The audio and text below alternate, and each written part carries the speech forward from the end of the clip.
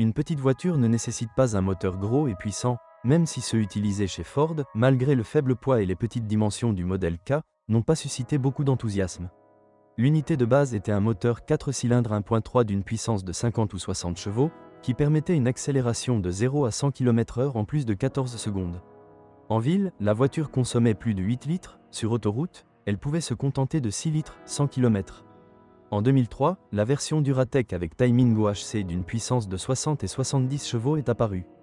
L'accélération ne s'est pas beaucoup améliorée, mais la consommation de carburant a diminué en moyenne d'1 litre au 100 km.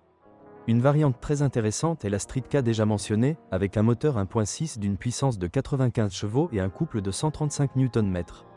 L'accélération de 0 à 100 km/h prenait moins de 10 secondes, la vitesse maximale atteignait 175 km/h, bien que la consommation moyenne de carburant de 7,5 litres 100 km, en ville même de 10 à 11 litres 100 km, soit un peu haut.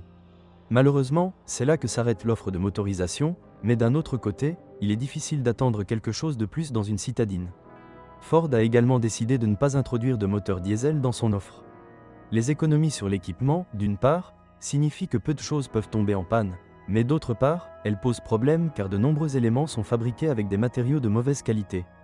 Nous parlons principalement de la carrosserie qui, sur les modèles plus anciens, présente déjà d'importants problèmes de corrosion. Rouda apparaît principalement sur les passages de roues, les ailes, les bas de caisse et les joints en tôle. Une attention particulière doit être portée aux composants de la suspension, notamment aux articulations. Avant d'acheter, il vaut également la peine de vérifier les biellettes stabilisatrices, les axes de triangle de suspension et les roulements de jambes de force McPherson. Les amortisseurs tombent également en panne assez souvent en raison d'une utilisation urbaine, route en pot, et des roulements de roues. Les joints d'entraînement et les boîtiers de direction peuvent causer de graves problèmes. Avant d'acheter, vérifiez l'état de leur couvercle. Malgré les problèmes potentiels ci-dessus, la Ford Ka est une voiture très intéressante et peu coûteuse à acheter et à exploiter.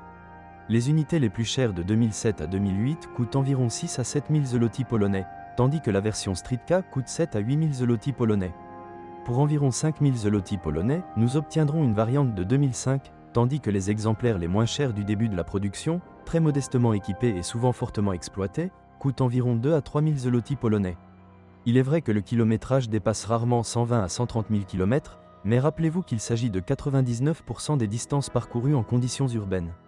La Ford Ka de première génération, surtout dans la version restylée, est une proposition très intéressante, surtout pour les jeunes conducteurs qui ont besoin d'une petite voiture pour la ville, mais qui hésitent à regarder les propositions ennuyeuses des constructeurs allemands.